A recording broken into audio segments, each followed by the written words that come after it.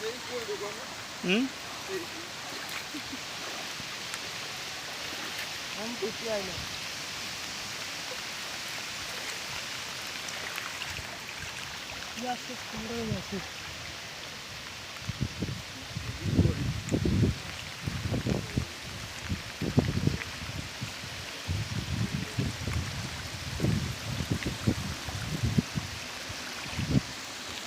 लगातार वर्षा जो वर्तमान सुमुड़ा गाँ रे बन्यार परिस्थिति भारी संकटपूर्ण होती। वर्तमान लोक जीवा आसवा करने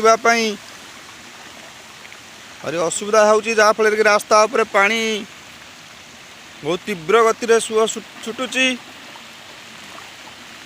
तेणु वर्तमान एपट रू कहीं सेपट जापर ना, सेपट लोक एपट आसवा बहुत कष्टदायक हो गला। वर्तमान ये देखुं जगन्नाथ मंदिर ये 22 पाहाच मीन खेलिले, तेणु जहाँ मालिकार लेखा थिला सेटा संपूर्ण भाव सत्य हो गला। तेणु आउ किछि चिंता न करी केवल भगवान को स्मरण करवा ही आम मानक भल, आम मानक भल हम। जय जगन्नाथ।